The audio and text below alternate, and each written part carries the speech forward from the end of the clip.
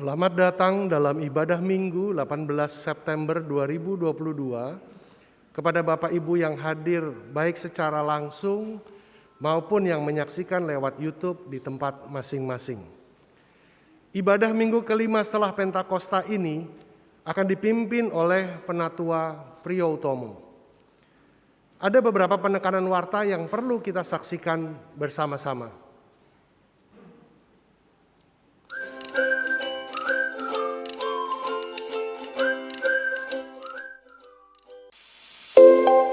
Shalom Jemaat GKI Cipinang Indah yang terkasih, dalam rangka menyambut bulan keluarga tahun ini, kami ingin mengajak seluruh jemaat untuk berbagi kasih keluarga dalam bentuk nyata, yaitu berbagi ke orang-orang yang membutuhkan. Kami, Komisi Pemuda dan Remaja, akan mengadakan bakti sosial ke Yayasan Doa Embun Kasih. Yuk kenalan lebih dekat.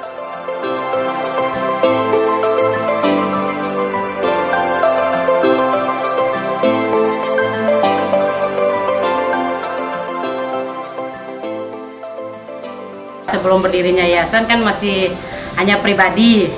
Jadi waktu itu kita di Priuk, itu tahun 95. Nah, 1995 itu awalnya kita ngambil pasien orang, maksudnya anak di jalan, perempuan yang telanjang, itu pun papa yang ngambil. 50. Yang sekarang ini 50. Mulai dari corona itu kita kan nggak ngambil di jalan, jadi yang kita 50 orang. 50. Itu dulu kami susah. Nah memang banyak lah yang ejek, olok gitu kan, karena papa sebagai pekerjaannya sebagai koster. Jadi orang olok, kamu koster, gajimu berapa, kasih makan istri anak aja nggak cukup. Kamu ambil lagi nih orang-orang, mau tampung mereka nih, kasih makan apa? Papa nggak ada banyak jawaban buat mereka. Papa hanya bilang, semua Tuhan yang ada, Tuhan taruh mereka semua di sini, berarti Tuhan akan buka jalan untuk makan minum kami gitu. Paling butuh kan sembako kan, masalah makan minum itu kan, makan minum itu paling penting buat kami lah di sini. Kita melayani bukan karena ada sesuatunya kita melayani, tidak, tapi melayani walaupun engkau rugi.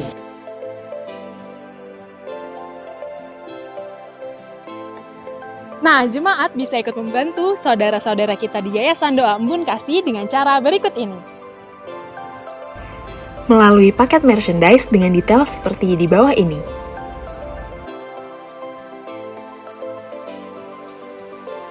Kami juga akan melakukan penjualan makanan melalui kedai KKN setiap hari Minggu seusai ibadah KU 1 dan 2 di depan pintu masuk gereja.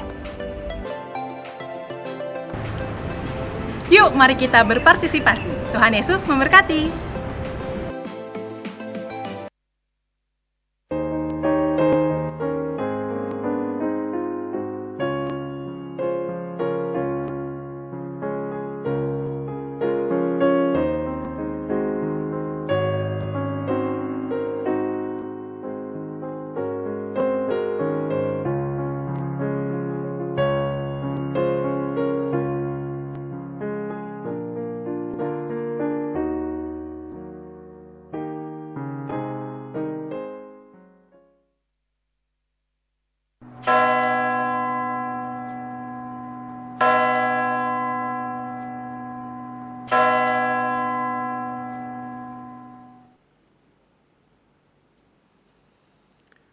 Kembali kita di dalam persekutuan bersama Tuhan dan sesama kita hari ini.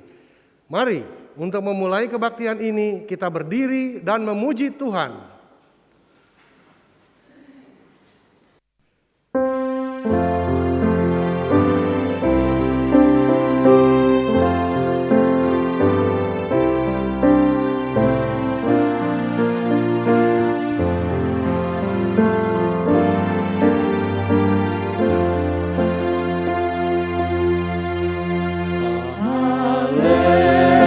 Haleluya, puji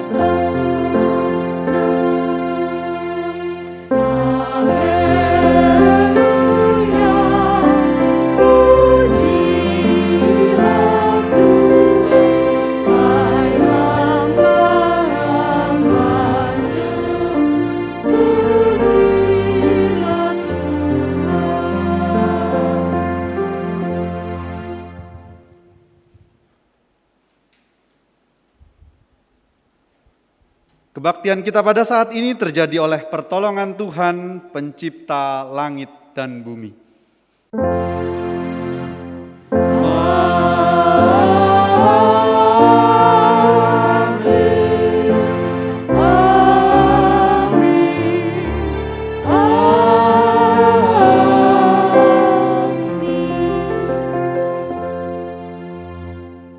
Kasih dan damai Kristus beserta saudara.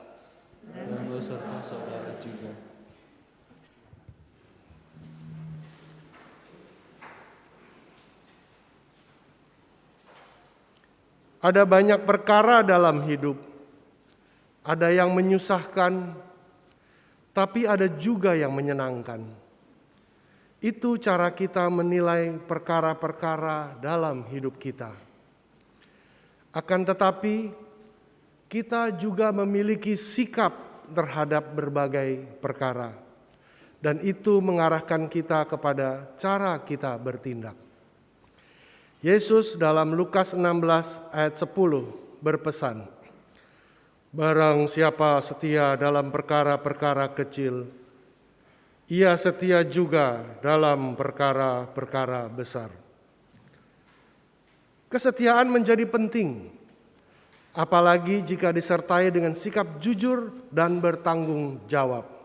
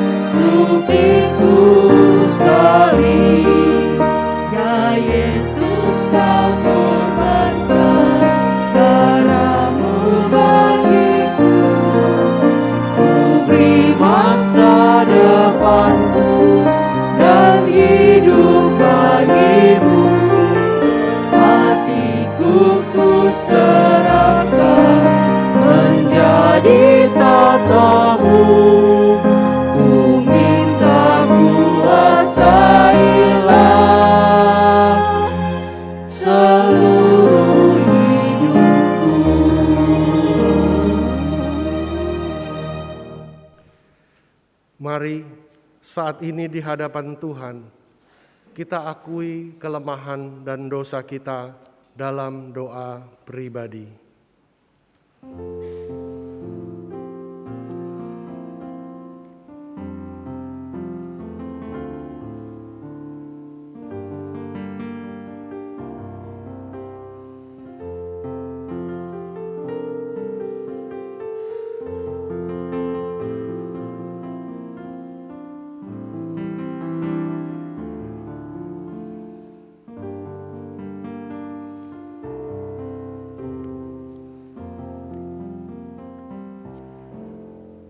Ada banyak perkara ya Tuhan yang kami hadapi dalam hidup ini.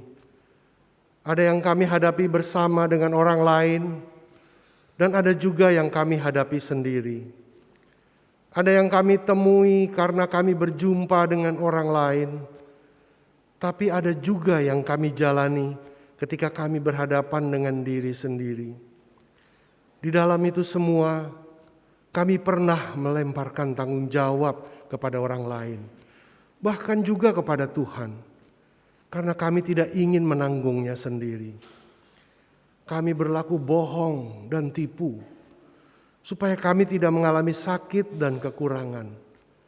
Padahal ada orang lain yang menjadi terluka oleh karenanya. Tapi Tuhan tahu isi hati dan pikiran kami. Kami mengakui kekeliruan dan dosa ini ya Tuhan, dan memohon belas kasihan Tuhan yang mengampuni dan mengangkat kami. Kami percaya Tuhan menuntun kami untuk menjadi anak-anak-Mu yang terus belajar menjadi lebih baik. Di dalam nama Yesus kami berdoa. Amin.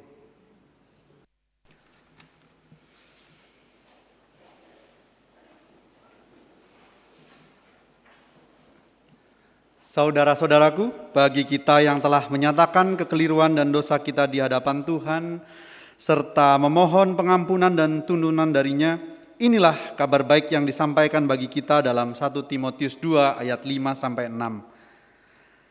Karena Allah itu esa, dan esa pula Dia yang menjadi pengantara antara Allah dan manusia, yaitu manusia Kristus Yesus yang telah menyerahkan dirinya sebagai tebusan bagi semua manusia.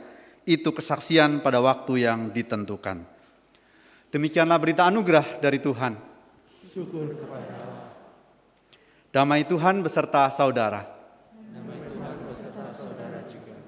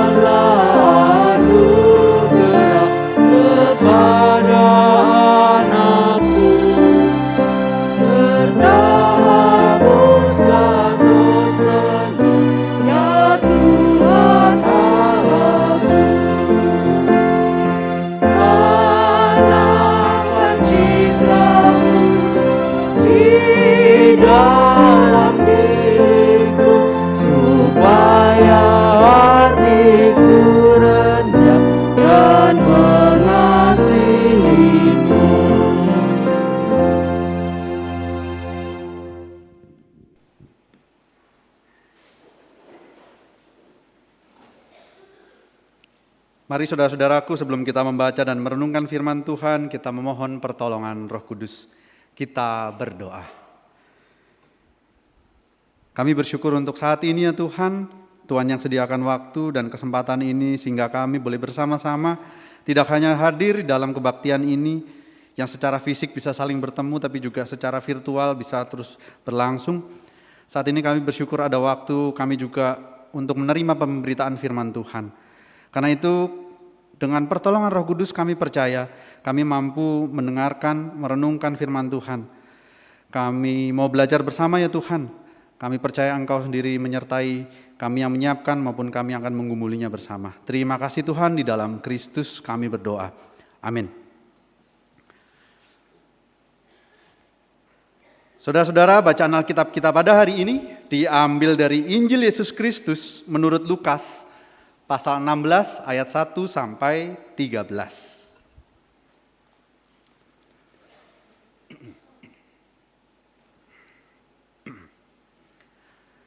Lukas 16 ayat 1 sampai 13.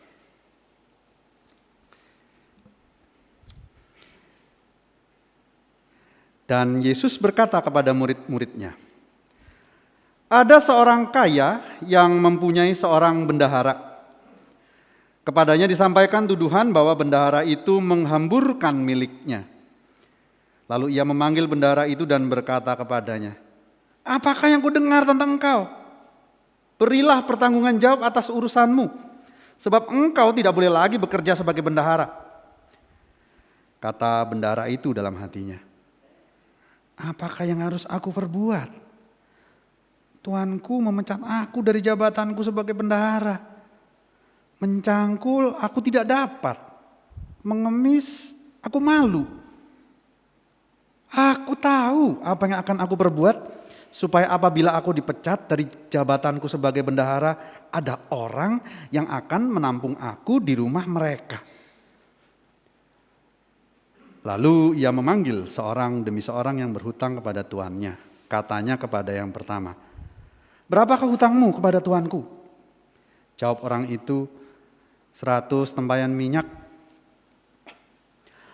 Lalu katanya kepada orang itu, inilah surat hutangmu, duduklah dan buat surat hutang lain sekarang juga, 50 tempayan. Kemudian ia berkata kepada yang kedua, dan berapakah hutangmu? Jawab orang itu, 100 pikul gandum. Katanya kepada orang itu, inilah surat hutangmu, buatlah surat hutang lain, 80 pikul. Lalu tuan itu memuji bendahara yang tidak jujur itu karena ia telah bertindak dengan cerdik. Sebab anak-anak dunia ini lebih cerdik terhadap sesamanya daripada anak-anak terang. Dan aku berkata kepadamu, ikatlah persahabatan dengan mempergunakan mamon yang tidak jujur, supaya jika mamon itu tidak dapat menolong lagi, kamu diterima di dalam kemah abadi.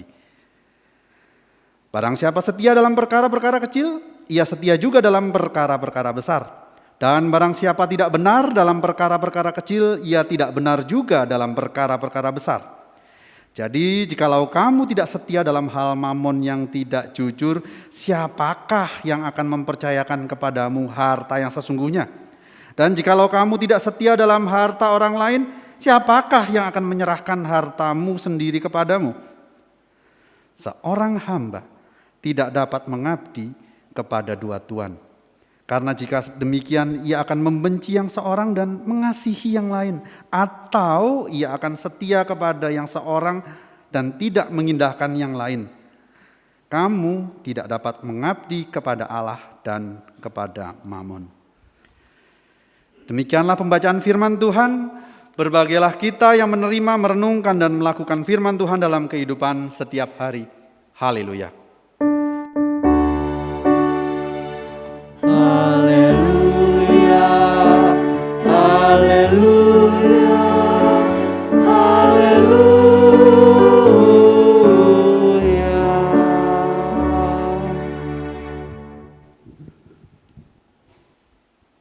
Selamat hari Minggu Bapak Ibu Saudara. Nah, ini agak berbeda dengan kebaktian pertama tadi ya. Ini sudah mulai ramai, sudah mulai penuh. Dan kalau saya lihat dari tempat saya ini, boleh ya saya membantu teman-teman saudara-saudara kita yang di YouTube untuk merasakan betapa ramainya, betapa serunya di gereja ini. Karena sudah banyak yang mengisi kursi-kursi di sini. Nah, sekarang yang mau saya tanya untuk yang ada di gereja. Adakah yang datang minggu lalu pada kebaktian yang sama? Kebaktian yang kedua? Ada? Atau sudah lupa? Minggu lalu datang enggak ya? Minggu lalu datangnya di KU1 atau di KU2? Berapa yang ingat? Ya lumayan. Saya mau ngitung juga susah gitu ya. Perkalian panjang kali lebar tidak berfungsi di sini. Oke, nah ada yang ingat apakah duduknya sama persis dengan minggu lalu? Gak ada? Nah ini jadi pertanyaan buat saya. Pertanyaan saya buat Bapak Ibu Saudara. Biasanya di gereja itu ada tempat-tempat khusus untuk orang-orang tertentu. Iya enggak? Ada ya, orang-orang tertentu yang duduknya di situ dan di situ lagi, betul ya? Nah, sekarang adakah orang-orang itu di tempat ini sekarang? Saya mencoba mengingat-ingat, tetapi karena ingatan saya agak konyol, jadi saya memohon bantuan dari Bapak Ibu Saudara, adakah yang hari ini duduknya sama seperti minggu lalu, sama juga dengan 2 minggu, 3 minggu, dan seterusnya? Sepertinya tidak ada ya. Kalau pagi, nah kalau yang KU1 itu akan terasa sekali ada orang-orang yang duduknya di situ dan di situ lagi. Nah, persoalan kursi dan kursi, bangku dan bangku di gereja ini menunjukkan ada orang-orang tertentu yang memang dengan sengaja memilih untuk duduk, memilih untuk berada di satu tempat secara khusus. Seakan-akan itu, nggak tahu ya, sudah dibayar tiketnya mungkin. Menarik ya kalau itu ada soal tiket untuk kursi bangku gereja ya. Mungkin itu bisa menjadi sumber persembahan baru. Wah, ini kok bendahara gerejanya juga ngangguk-ngangguk ya. Baik. Ya, persoalan kursi ini bisa saja menunjukkan bahwa ada orang-orang yang memang punya kesukaan tertentu. Saya sendiri juga demikian, Bapak Ibu Saudara. Belasan kilogram yang lalu, ketika saya masih kering, masih lebih kurus dibanding sekarang ini, dan masih sering ke gereja di daerah Kebayoran Baru, tidak usah disebut mereknya ya. Kursi yang biasa saya tempati adalah kursi yang saya cari-cari gitu ya. Kursi yang ada di belakang pilar gereja. Pilarnya tentu yang di dalam, bukan yang di luar. Di belakang pilar itu, karena buat saya itu adalah tempat yang paling aman dan nyaman. Untuk, nah biasanya ini ya, untuk apa Bapak Ibu? Tidur. Berapa orang yang datang ke gereja untuk tidur? Waduh, menarik ya. Tapi jangan salah ya, ada orang-orang yang memang susah tidur, dan ketika ke gereja terberkati sekali ya. Bisa tidur terus, waduh puji Tuhan saya mendapatkan waktu istirahat yang berkualitas. Ada lagu-lagu pujian, terus mendengarkan renungannya gitu ya, nikmat sekali. Bersama-sama dengan yang lain. Ya semoga dia tidak menggunakan suara kelimanya itu ya. Ya, dan buat saya memang tempat-tempat seperti itu memang enak sekali untuk menikmati kesendirian. Nggak harus sampai ketiduran ya. Menikmati kesendirian karena ada kalanya, waktu saya lebih muda memang, ketika saya masih muda waktu itu, sekarang sudah agak kurang muda begitu, saya merasakan kebutuhan untuk menikmati persekutuan dengan Tuhan yang katanya memang hanya bisa disediakan gereja, katanya waktu itu ya. Sehingga saya datang ke gereja tapi pinginnya intim secara pribadi. Maka saya mencoba mencari tempat yang bisa agak pribadi begitu. Ya bonusnya tadi itu ya, bisa tidur. Keamanan, alasan saya soal memilih tempat itu adalah ada rasa aman. Mungkin juga itu yang terjadi dengan kita ketika kita memilih tempat-tempat tertentu, entah itu di pojok atau di tengah-tengah, dimanapun itu tempat yang aman. Mungkin supaya bisa melihat ke arah mimbar, mungkin supaya bisa ngecengin yang nyanyi, atau memang ada spot-spot tertentu yang memang membuat kita merasa aman. Ada orang-orang yang hobi sekali memilih tempat duduk di tempat tertentu karena mungkin ya ada jurus-jurus yang bisa dilakukan. Misalnya ada yang bisa menghitung atau memperhatikan siapa yang datang dan siapa yang tidak. Benar nggak? Kalau ada orang-orang yang sudah biasa duduk di satu tempat, yang lain mesti bisa mengira-ngira, oh Pak itu loh, Ibu itu, wah hari ini nggak datang ya, libur mungkin ya. Kemana begitu. Atau mungkin kalau kita, ini biasanya ya, yang saya perhatikan, penatua, pendeta itu kalau suka lupa nama, lupa wajah, itu bisa juga cara bertukar informasinya adalah, Jeng, tahu nggak ya yang ibu ini? Oh, yang mana ya? Nah, salah satu penjelasannya adalah, itu loh ibu yang biasanya duduk 3 bangku dari belakang, sebelah kiri, deket jendela. Biasanya bisa langsung ingat, paling tidak, oh yang itu, mungkin nama nanti bisa dicari lagi. Dan ada kebiasaan-kebiasaan seperti itu yang terjadi di kehidupan kita, kehidupan bergereja kita, dan itu menunjukkan sebuah kesetiaan. Ini baru soal kursi gereja tadi ya. Ada banyak hal yang lain, mungkin itu kita setia soal makanan, pakaian, atau bahkan pasangan. Setia kita datang dengan pasangan kita hari ini? Ada yang tuker-tukeran? Atau ada yang niatnya tuker-tukeran? Semoga tidak. Karena sama pasangan ya harusnya setia. Masa kursinya samaan tapi yang digandeng ke gereja gantian. Agak nggak enak begitu ya. Nah, pertanyaannya kenapa ada orang yang bisa setia pada sesuatu? Pada sesuatu yang sama, yang itu-itu saja, yang mungkin menurut orang lain itu sangat membosankan. Saya mencoba belajar sedikit tentang ini Bapak Ibu Saudara. Menurut survei ala kadarnya, saya menemukan bahwa kesetiaan itu mungkin dipengaruhi oleh rasa puas dari satu pilihan yang diambil di antara pilihan-pilihan yang lain. Wah, ini enak sekali nih, kayaknya juga ada hadiahnya. Menarik begitu ya. Atau mungkin karena ada pergaulan yang membuat kita ini terpaksa untuk setia, untuk memberikan perhatian kita secara penuh pada satu hal. Yang lain dipinggir-pinggirin. Atau kesetiaan kita bisa juga karena kadung itu apa ya? Terlanjur kita sudah memberikan banyak tenaga, banyak dana, bahkan banyak cinta untuk yang satu itu. Jadi susah pindah ke lain hati, kata orang begitu. Dengan kata lain, ada rasa aman yang membuat kita menjadi setia, mengambil pilihan yang sama berulang kali. Nah, karena fenomena umum ini, saya menduga begitu juga yang terjadi dengan si bendahara dalam bacaan kita pada hari ini. Bendahara ini atau izinkan saya menyebutnya dengan istilah manajer gitu ya. Manajer, mungkin manajer keuangan, manajer aset begitu. Si manajer ini sedang mendapatkan sebuah tuduhan yang cukup serius. Nggak tahu dari siapa, yang pasti bosnya yang terima tuduhan ini. Maka bosnya memeriksa apakah benar si manajernya ini melakukan penggelapan. Penggelapan aset, penggelapan dana mungkin begitu ya. Nggak tahu dikemanakan begitu.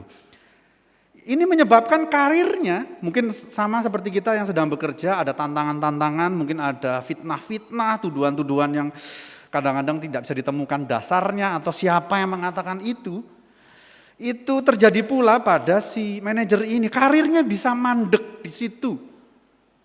Dia bisa di PHK di situ. Belum lagi kalau itu soal tuduhan itu benar, itu bisa melekat pada dirinya. Jadi kalau dia apply, kalau dia cari kerjaan baru bisa jadi susah.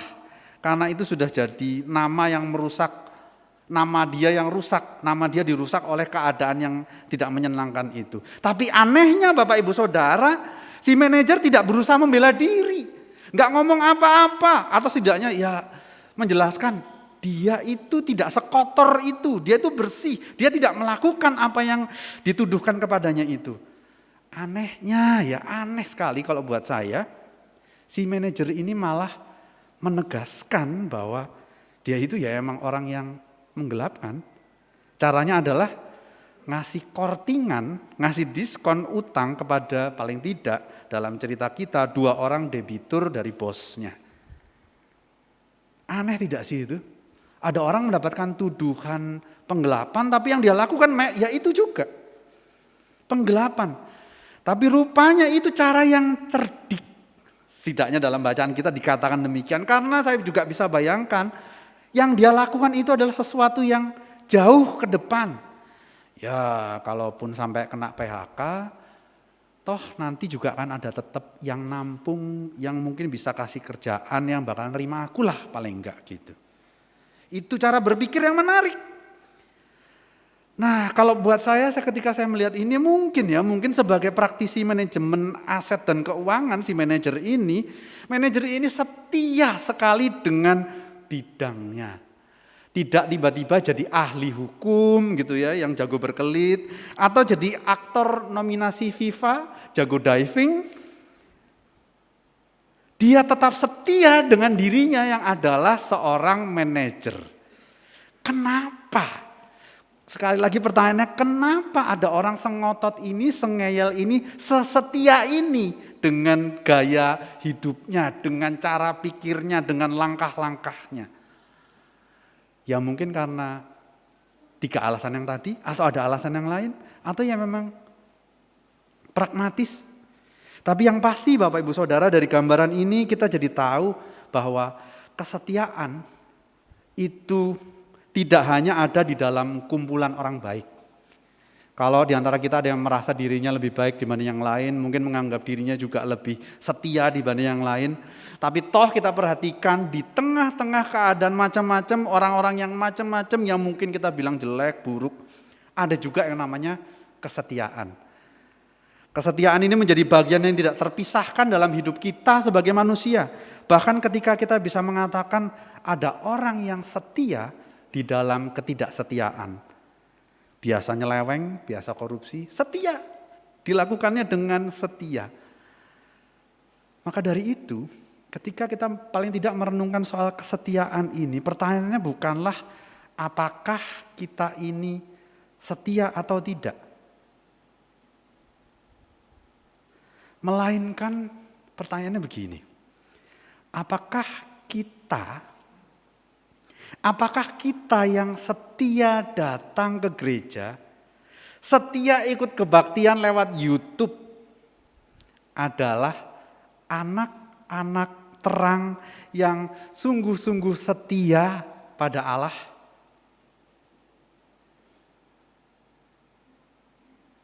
Apakah Bapak Ibu Saudara dan saya adalah orang-orang yang setia pada Allah? Anggukkan kepala jika setuju. Sekali aja, kalau keseringan mungkin ngantuk ya.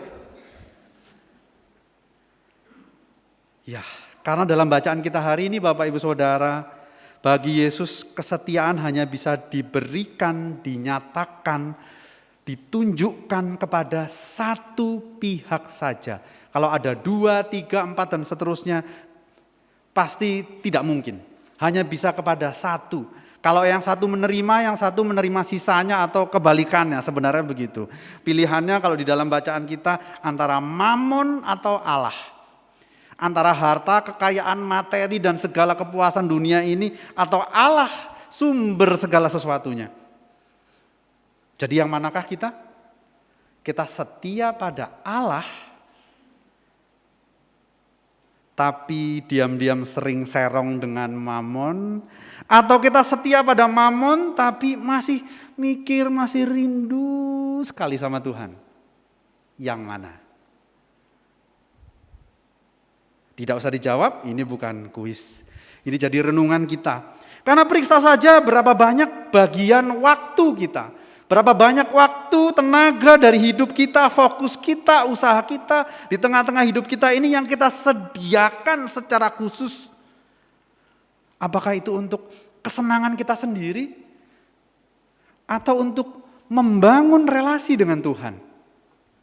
Berapa banyak saudara, berapa banyak waktu, tenaga, segala sesuatu yang kita punya, sumber daya yang kita berikan secara khusus untuk Tuhan. Untuk membangun relasi yang hangat, yang akrab dengan Tuhan.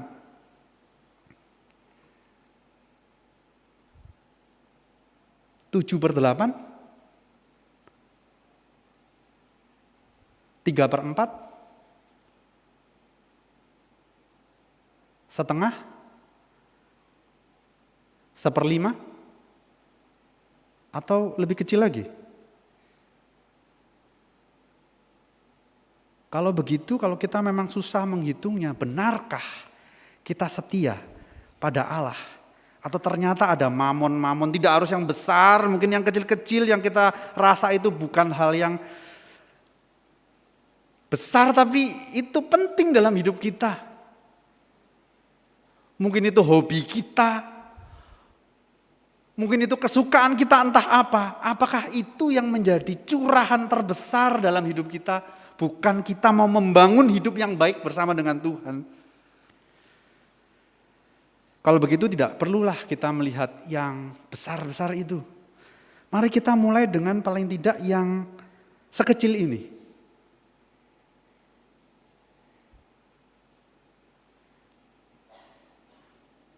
Bapak Ibu bisa melihat yang kecil ini? Yang di gereja bisa lihatkah? Apa yang ada di dalam jimpitan jari saya ini? Kalau kameranya di zoom bisa kelihatan nggak kira-kira? Nggak usah di zoom ya. Kasihan orang-orang mulmetnya nanti, ini ngapain ya maju mundur gitu. Yang di lantai 2, di lantai selanjutnya ini, bisakah melihat apa yang kira-kira ada di dalam jimpitan jari saya ini?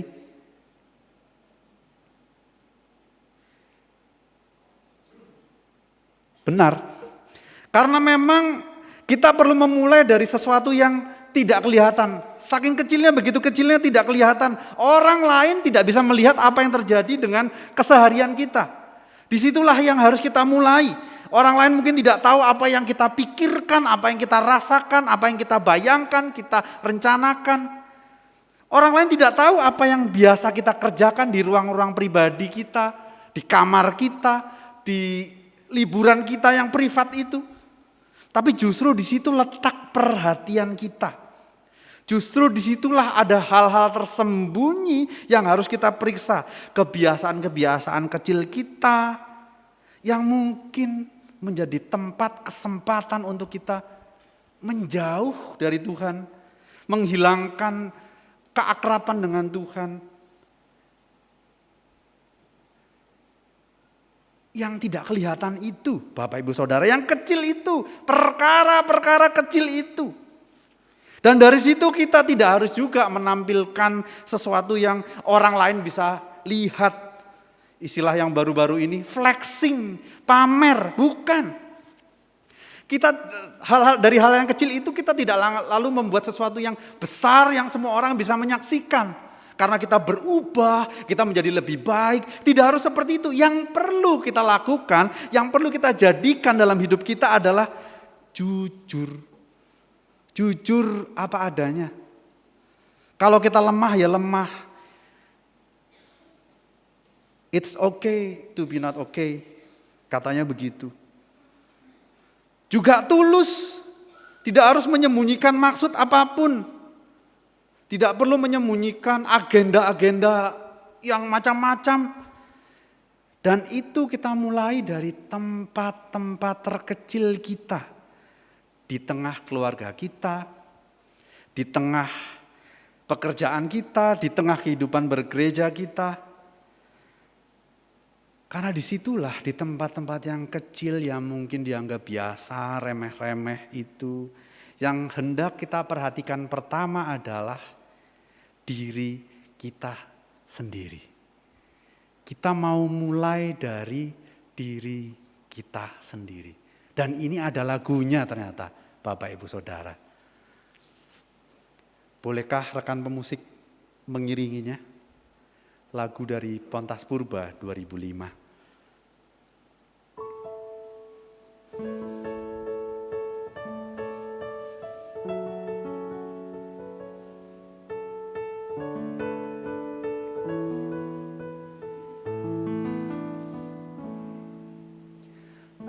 Mulai dari diri sendiri untuk melakukan yang terbaik. Ku mulai dari diri sendiri, hidup jujur dengan hikmat Tuhanku. Tekadku mengikutmu selama hidupku, berpegang teguh kepada iman dan percayaku. akan ku mulai dari diriku, melakukan sikap yang benar. Biarpun kecil dan sederhana, Tuhan dapat membuat jadi besar. Amin.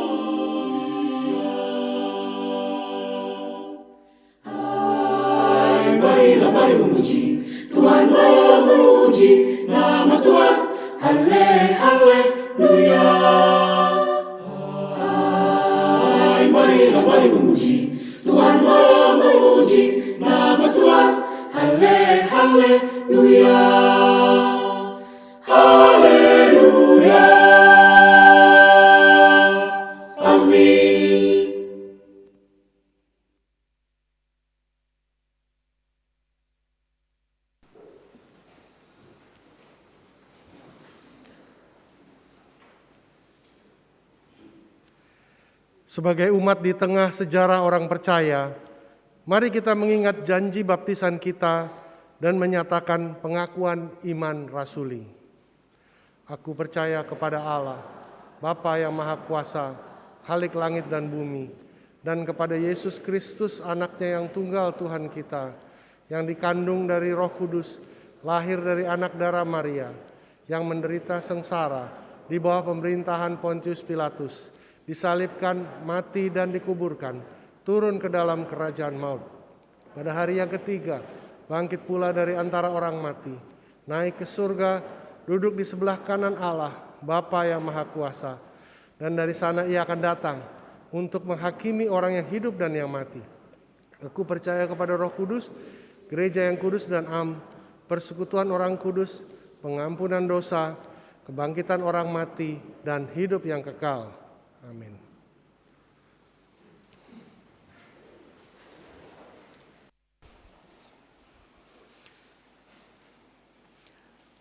Mari saudara-saudaraku kita naikkan doa syafaat kita. Kita berdoa.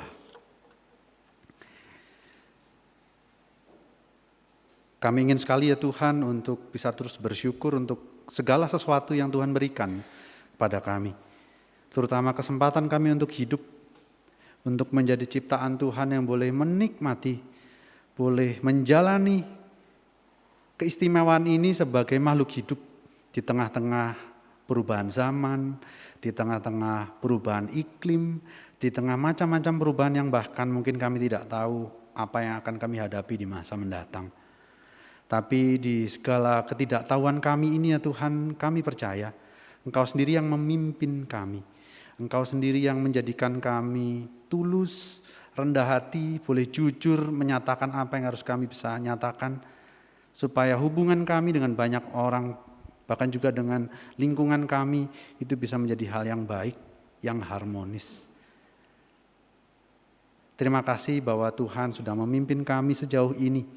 Ketika kami juga melihat bagaimana kami hidup bersama sebagai anak-anak Tuhan, dengan diri kami sendiri, dengan orang-orang sesama kami di dalam keluarga, juga di dalam kehidupan bergereja, bermasyarakat di banyak tempat. Kami bersyukur bahwa di dalam macam-macam komunitas ini kami boleh Tuhan tumbuhkan. Kami boleh Tuhan bekali dengan macam-macam hal sehingga kami bisa menjalankan panggilan Tuhan atas diri kami di tengah-tengah dunia ini. Tapi di tengah-tengah itu semua kami juga melihat ada banyak di antara kami, di antara orang-orang yang kami kenal yang saat ini sedang bergumul. Bergumul soal finansial, soal keuangannya. Betapa berat keadaan sekarang ini ya Tuhan. Bahkan kami tidak tahu 2-3 tahun mendatang seperti apa. Tapi kami mau berusaha bersama. Saling mendoakan, saling mendukung. Mencoba mencari jalan keluar bersama. Supaya pergumulan ini juga boleh kami, bukan saja kami hadapi bersama. Tapi juga bersama dengan Tuhan kami menemukan jalan keluarnya. Jika saat ini pun kami bergumul soal kesehatan.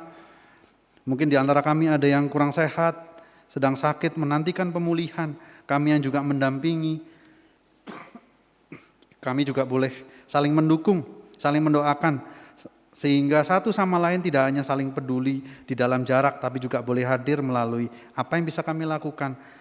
Mungkin itu lewat ucapan, mungkin itu lewat makanan dan minuman, mungkin itu juga lewat perawatan yang bisa kami lakukan. Kami serahkan pergumulan ini ya Tuhan. Bahkan juga ketika kami melihat ada relasi-relasi kami yang menurun kualitasnya. Mungkin itu terjadi di tengah keluarga kami sendiri, mungkin di gereja, mungkin di lingkungan kerja, lingkungan belajar kami. Hari ini kami juga berdoa untuk itu ya Tuhan. Sehingga apa yang kami rasakan ini tidak semakin buruk, tetapi di dalam kasih Tuhan kami boleh memperbaikinya semakin baik. Dan ini juga terjadi di tengah-tengah kami sebagai anggota bangsa dan negara ini. Kalaupun ada tantangan yang mungkin tidak terlalu dekat, tapi sebentar lagi soal pemilu, dan ini semua mungkin bisa menjadi satu harapan ketika perekonomian boleh bergerak lebih baik, tapi juga kemungkinan ada persoalan politik dan hal-hal seperti itu yang kami ingin sekali ada Tuhan yang mendampingi kami, dan kami percaya Tuhanlah yang menjadi kekuatan kami untuk kami bisa terus menempuh perjalanan hidup kami esok dan seterusnya. Termasuk ketika kami mengingat kami sebagai gereja di sini juga sedang bergumul soal pengadaan lahan. Kami percaya Tuhan yang sudah menemani kami sejauh ini akan terus menemani kami hingga akhirnya, sehingga kami bisa memenuhi kewajiban-kewajiban kami bersama-sama yang Tuhan letakkan di pundak kami masing-masing, sehingga rasa berat itu boleh kami pikul bersama, kami boleh melunasinya bersama-sama, dan kami boleh bergembira, bersyukur bersama-sama karena kasih Tuhan turun atas kami. Kami serahkan semua yang lain ya Tuhan, termasuk juga pergumulan kami dengan hal-hal yang lain yang mungkin tidak enak kami bagikan kepada yang kepada orang-orang yang lain, kepada keluarga kami, kepada rekan kerja kami, kepada teman-teman kami, saudara-saudara kami di gereja, yang kami coba sembunyikan sendiri. Tapi kami percaya Tuhan sendirilah yang mendengar, Tuhan yang paling tahu getaran, paling lemah dari hati dan pikiran kami. Dan karena itulah kami mau serahkan itu dalam tangan pengasihan Tuhan saja. Sertailah kami ya Tuhan, kami memohon. Sertailah kami di tengah-tengah macam-macam pergumulan yang kami hadapi, macam-macam hal yang membuat kami susah, mungkin yang membuat kami merasa begitu terbeban karena kami merasa sendirian. Hari ini kami mau serahkan ya Tuhan, rasa takut kami, rasa khawatir kami, supaya ketika kami melihat hari-hari esok bersama dengan Tuhan, kami boleh berani, sedikit lebih berani, sedikit lebih kuat untuk melihat janji Tuhan yang boleh Tuhan wujudkan dalam hidup kami. Kami serahkan selebihnya apa yang menjadi rencana-rencana kami di masa depan ya Tuhan, supaya Tuhan sendiri yang pegang, kami terus bisa belajar mengenali kehendak Tuhan. Kami serahkan doa-doa ini ya Tuhan ke dalam tangan kasih Tuhan saja.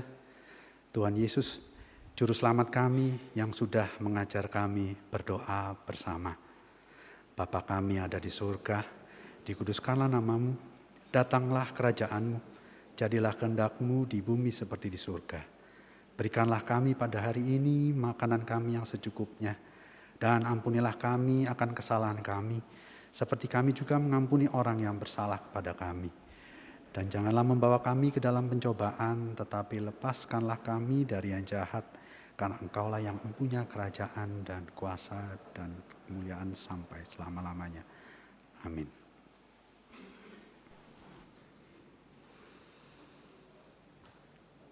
Nyanyikanlah mazmur bagi Tuhan, hai orang-orang yang dikasihinya, dan persembahkanlah syukur kepada namanya yang kudus. Seperti ungkapan dalam Mazmur 30 ayat 5 ini, saat ini kita nyatakan rasa syukur kita kepada Tuhan yang telah memelihara hidup kita dalam berbagai perkara. Mari dengan puji-pujian kita ungkapkan rasa syukur kita dalam persembahan kita, baik yang telah diserahkan ke dalam kotak persembahan di gereja, maupun yang akan diserahkan dengan transfer ke rekening gereja.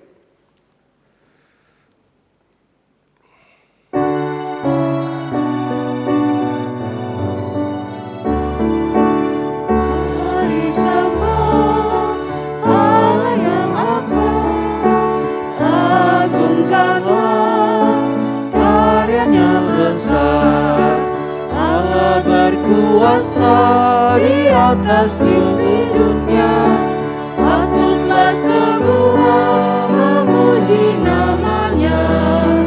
Mari sembah Allah yang akbar.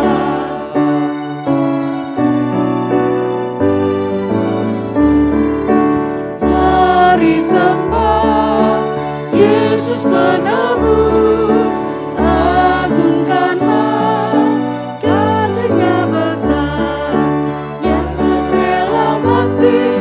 salib di Golgota, hingga manusia terhapus dosanya. Mari sembah Yesus penebus.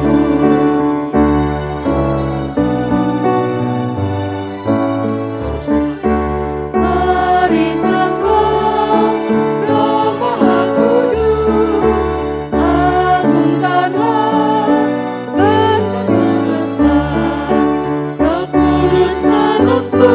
setiap langkah kami, agar hidup kami semakin berseri. Mari sembah Roh Maha Kudus.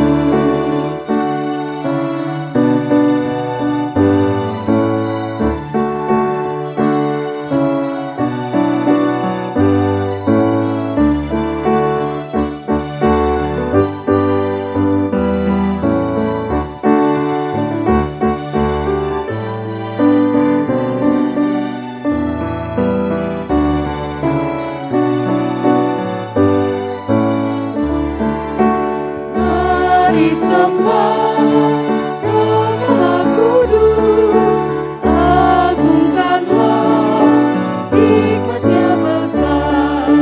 Roh Kudus menuntun setiap langkah kami, agar hidup kami semakin berseri.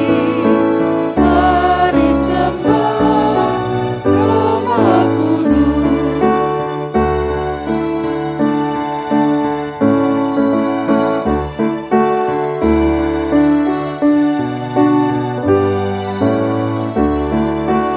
Mari sembah Roh Maha Kudus, agungkanlah, hikmat-Nya besar. Roh Kudus menuntun setiap langkah kami, agar hidup kami semakin berseri. Mari sembah Roh Maha Kudus.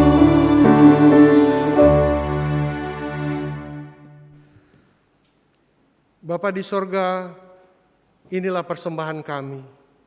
Pada saat ini bukan hanya uang yang kami persembahkan, tetapi kami mempersembahkan diri kami, pasangan kami, anak-anak kami ke hadapan Tuhan. Kami persembahkan juga rencana-rencana kami, bisnis kami maupun pekerjaan kami ke dalam tangan Tuhan. Kiranya Tuhan berkenan mengkuduskannya, mensucikannya, dan kiranya Tuhan berkenan memakai sesukamu untuk alat kemuliaan-Mu ya Tuhan. Berkati juga para penatua di GKI Cipinang Indah yang mengelola persembahan ini. Tuhan berikan kebijaksanaan sehingga bisa mengelola dengan baik dan penuh rasa tanggung jawab. Kami serahkan persembahan ini ke dalam tangan-Mu, hanya di dalam nama Tuhan kami Yesus Kristus kami alaskan doa ini. Amin. Saudara-saudaraku, hiduplah dengan jujur dan bertanggung jawab, dengan setia mengerjakan setiap hal, kecil dan besar. Berjalanlah tulus dan lurus demi sesama dan Tuhan.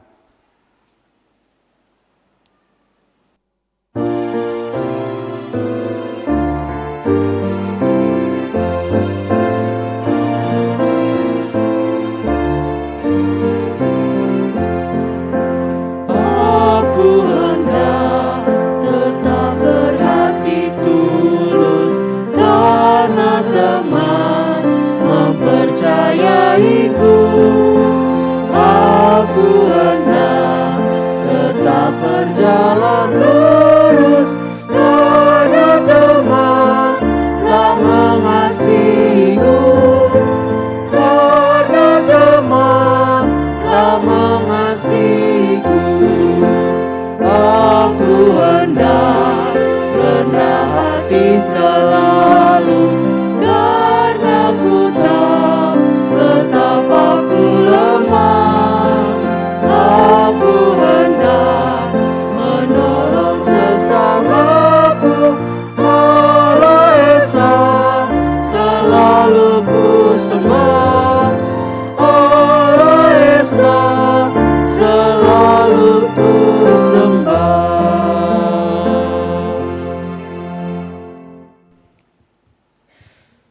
Saudara-saudaraku, arahkanlah hatimu kepada Tuhan. Kami mengarahkan hati kami kepada Tuhan. Jadilah saksi Tuhan dalam seluruh hidup saudara. Kami hendak menjadi saksi Tuhan dalam seluruh hidup kami, Terpujilah Tuhan. kini dan selamanya. Mari kini kita menerima berkat dari Tuhan. Tuhan memberkati kita dan melindungi kita. Tuhan menyinari kita dengan wajah-Nya dan memberi kita kasih karunia. Tuhan menghadapkan wajah-Nya kepada kita dan memberi kita damai sejahtera. Haleluya. Amin.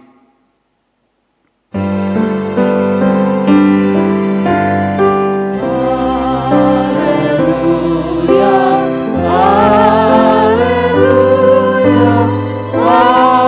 haleluya, haleluya, haleluya, haleluya, amin, amin.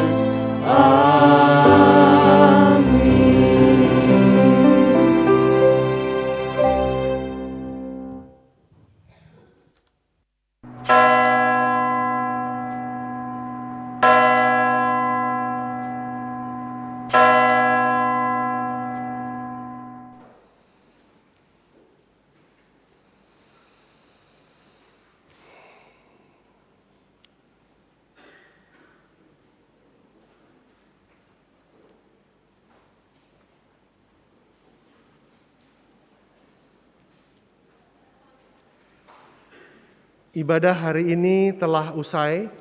Kami Majelis Jemaat GKI Cipinang Indah mengucapkan terima kasih atas pelayanan Penatua Priyo Utomo. Kiranya Tuhan memberkati kita sekalian.